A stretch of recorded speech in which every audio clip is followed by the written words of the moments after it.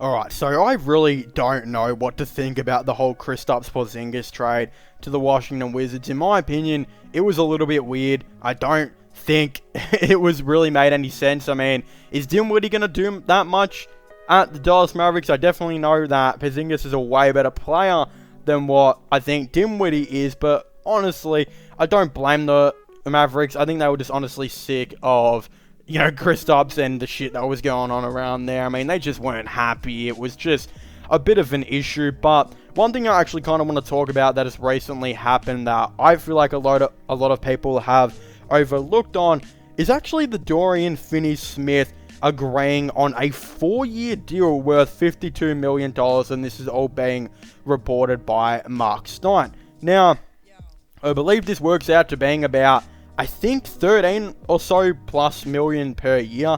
And I'm actually really disappointed in the NBA community because a lot of people have been commenting on a lot of these posts saying, overrated, who the hell is this guy, and this and that. And I think it's really showing how many casuals watch the NBA at this point, because I'm not a Dallas Mavericks fan. If you want to come in the comments and call me a Mavericks fan, go ahead. I'm just not. But what I am a fan of in the NBA is knowing when a team is not overpaying for a really solid role player. And I can tell you right now that the Dallas Mavericks have not overpaid for Finney-Smith at all. I actually think he is a really, really solid player. And honestly, it's really hard in the NBA to find players as consistent as a dude, like him. And the realistic thing is, he's only 28 years of, age now at this point.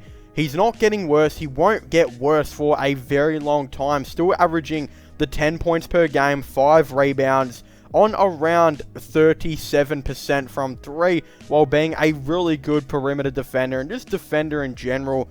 He's a really good player for this Dallas Mavericks team, and definitely is not a bad contract in my opinion. I think it is a really far-fetched thing for people to say, especially considering you look at it like this.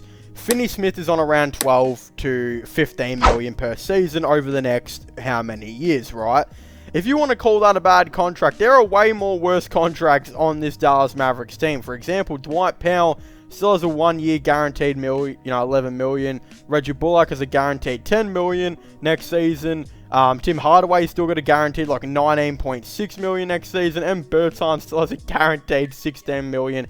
There are actually a fair few, contracts on this Dallas Mavericks team, rather, that I just don't think are that great. Look, I don't mind the Hardaway Jr. one. I don't mind the Dinwiddie one that they've got. I don't even mind the Bullock one, but bringing in Bertans, I just don't know what they were thinking there. I really don't like Davis Bertans for this team.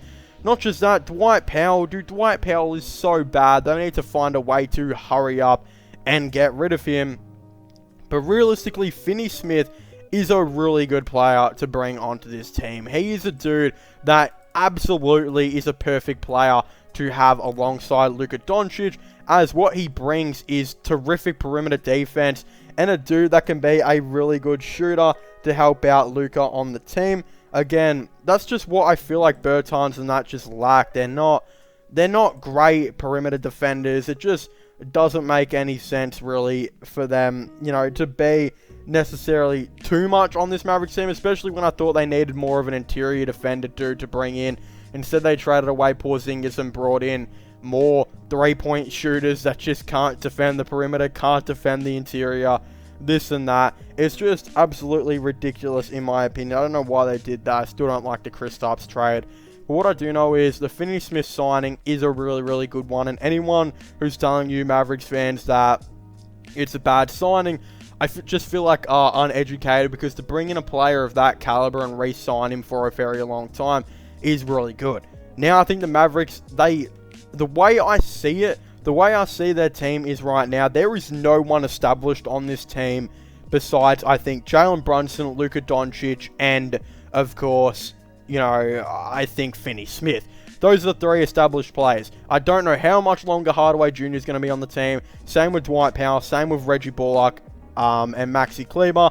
And I honestly am really interested to see how long Bertans and Dinwiddie last on this team, because they're just not that good at all, and I really don't. Well, they're solid players, but dude, I just don't think the Dallas Mavericks necessarily need them a whole lot. So I'm going to be really interested to see how this, of course, all does go and unfold.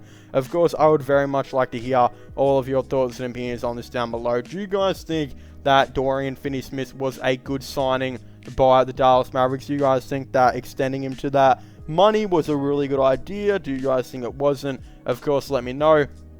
What do you guys think the next steps are going to be for this Dallas Mavericks team? I would really like to know your thoughts and opinions on this down below. And of course, just don't forget to subscribe to my IRL/Long channel, this channel, my CHB podcast channel, and my gaming channel. All of them will be linked in the description down below. And I will see you guys next time. Goodbye.